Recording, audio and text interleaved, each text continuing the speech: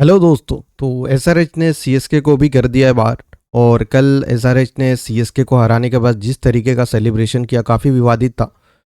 5 wicket से हार का सामना करना पड़ा सीएसके को अपने होम ग्राउंड चेपॉक के स्टेडियम में। तो कैसे मिली हार, कैसा रहा मैच, साथ ही अब प्लेऑफ की राह कैसी है, कौन सी टीम क्वालिफाई करने वाली है और किन किन टीमों ने क्वालिफाई कर लिया है, सबको डिटेल में समझेंगे। सबसे पहले आपको मैच का रिकैप बता देता हूँ, मैच का हाईलाइट बताता हूँ, लेकिन उससे पहले अगर आप पहली बार आए हो चैनल पर तो चैनल को सब्सक्राइब जरूर कर लेना। तो देखो, सबसे पहले तो मैच कैसे हुआ। मैंने मैच प्रीव्यू में कहा था कि अगर सीएसके को जीतना है तो टॉस जीतकर पहले बॉलिंग करना ही सही रहेगा, क्योंकि सीएसके की बॉलिंग में वो दम नहीं है कि स्कोर को डिफेंड कर सके। लेकिन पता नहीं टीम मैनेजमेंट क्या सोचती है और टीम का जो कोचिंग स्टाफ का हो, कैप्टन को हो, क्या सोचती है। उन्होंने टॉस जीतकर पहले बैटिंग करने का फैसला किया, बिल्कुल गलत। जहां सारी टीमें चेस करना प्रीफर कर रही है और चेसिंग वाली टीम जीत रही है, सीएसके का ये फैसला काफ़ी ज़्यादा हैरान करने वाला था और ताजुब भरा था। लेकिन शुरुआत ज़बरदस्त हुई। शुरुआत संजू सैमसन ने अटैकिंग मोड में की, लेकिन जो इनके कप्तान है ऋतुराज गायकवाड़, वो 21 गेंदों पर 15 रन बनाते हैं। तो उनकी ना इंटेंट दिखती है, ना बैटिंग करने पर कोई शॉट सिलेक्शन सही दिखता है। ऐसा लग रहा था कि फंस कर खेल रहे हैं या फिर रन बनाना ही नहीं चाहते। कोई इंटेंट नहीं चौके छक्के लगाने के लिए। विदाउट बाउंड्री सिंगल डबल दौड़ के 15 रन बनाते हो आप 21 गेंदों पे, ओपनर हो, पावर प्ले को डोमिनेट नहीं करते हो, तो स्कोर कहाँ से जाएगा आगे। बावजूद इसके बीच में कार्तिक शर्मा ने और ड्वेल्ड ब्रेविस ने अटैकिंग इनिंग्स खेली और इन अटैकिंग इनिंग्स की बदौलत सीएसके 180 तक तो पहुंची, मगर 180 में भी शिवम दुबे के 23 गेंदों पर 26 रन, ये काफ़ी स्लो इनिंग था। और ऋतुराज गायकवाड़ का 21 गेंदों पर 15 रन, ये भी बहुत स्लो था। इन दो इनिंग्स में अगर रन बॉल भी खेले होते ये दोनों, तो स्कोर 190 एवो होता। और जब चेस करने के लिए एसआरएच की टीम आई तो ये स्कोर बहुत बड़ा नहीं था, लेकिन बहुत छोटा भी नहीं था। फाइटिंग टोटल था। शुरुआत खराब हुई, जो उनके धुआंधार बल्लेबाज है ट्रेविस हेड और अभिषेक शर्मा ज़्यादा कुछ कर नहीं पाए और दोनों सस्ते में आउट हो गए।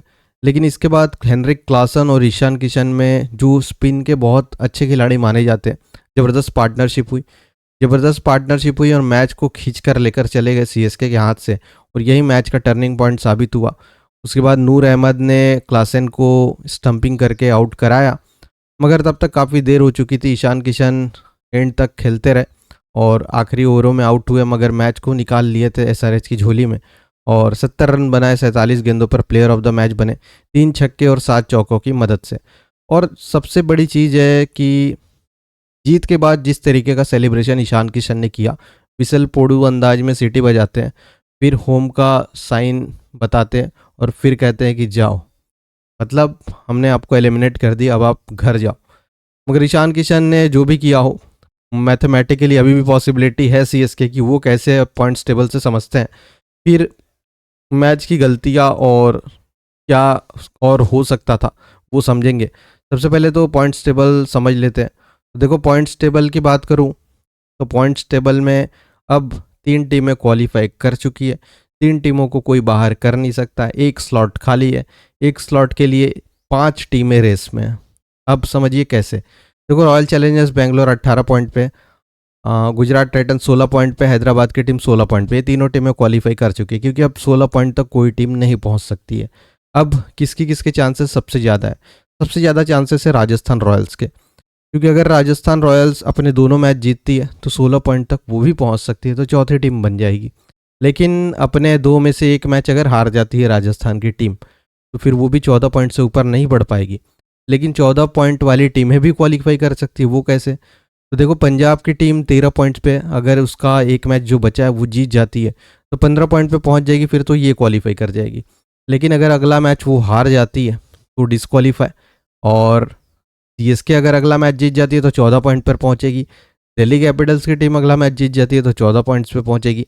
तो 3 टीमें हैं जो 14 पॉइंट्स पर पहुंच सकती है, चेन्नई, दिल्ली और पंजाब की टीमें। पंजाब तो 15 पर चली जाएगी। राजस्थान की अगर 1 मैच हारती है और 1 जीतती है तो राजस्थान, सीएसके, दिल्ली 14 पॉइंट्स तक जा सकते हैं। अब बात करते हैं केकेआर की। तो केकेआर के भी 2 मैचेस बचे हैं, तो केकेआर 15 पॉइंट्स तक जा सकता है। तो सबसे अच्छी अपॉर्चुनिटी अभी मुझे दिख रही है केकेआर की, केकेआर के अलावा राजस्थान रॉयल्स की। राजस्थान रॉयल्स का आज एक मुकाबला होने वाला है एलएसजी से। अगर वो जीत जाते हैं तब तो बढ़िया है, लेकिन हारते हैं तो काफ़ी इंटरेस्टिंग हो जाएगा। एक स्लॉट जो बचा है उसके लिए आखिरी सांस तक लड़ाई होने वाली है, काफ़ी रोमांचक होगा। चौथी टीम कौन सी बनेगी प्लेऑफ की, ये देखने लायक होगा। अब थोड़ा सा मैच का बता देता हूँ कि क्या कारण थे जिस वजह से सीएसके को हार के सामना करना पड़ा। सबसे बड़ा और बिगेस्ट कारण है ऋतुराज गायकवाड़, काफ़ी स्लो खेल रहे हैं, कप्तान होने के बावजूद कोई इंटेंट नहीं दिखा रहे हैं, और ये सबसे बड़ी प्रॉब्लम सीएसके के लिए रही है। रन रेट का मामला इसलिए, कार्तिक शर्मा डोएल ब्रेविश ने मिडल ओवर्स में रन रेट को काफ़ी ऊपर किया था। एंड के ओवरों में शिवम दुबे से रन्स नहीं बने। जिमी ओटन जो पहले आकर कुछ कैमियोज खेलते थे तेज अटैकिंग इनिंग्स, वो टीम के साथ जुड़े नहीं है, अवेलेबल नहीं है, चोट के कारण बाहर हो गए। ये एक और वीकनेस बढ़ा दी। गेंदबाजी में की बात करूं तो अंशुल कंबोज पूरा टूर्नामेंट अच्छा किए, लेकिन अब पिछले 2 मैच से नहीं चल रहे हैं, और इसी 2 मैच से जिमी ओटन बाहर हो गए।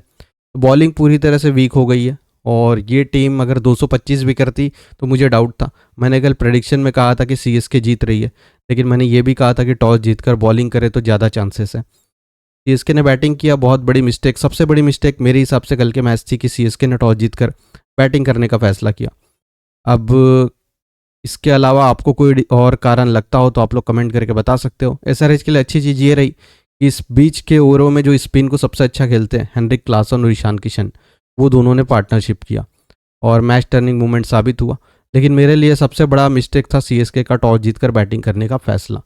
आपकी अपनी कमेंट हो सकती है, अपने ओपिनियन हो सकते हैं, तो आप लोग कमेंट करके अपनी सजेशंस ज़रूर दें, और लेटेस्ट क्रिकेट अपडेट्स के लिए चैनल को लाइक शेयर सब्सक्राइब कर लें।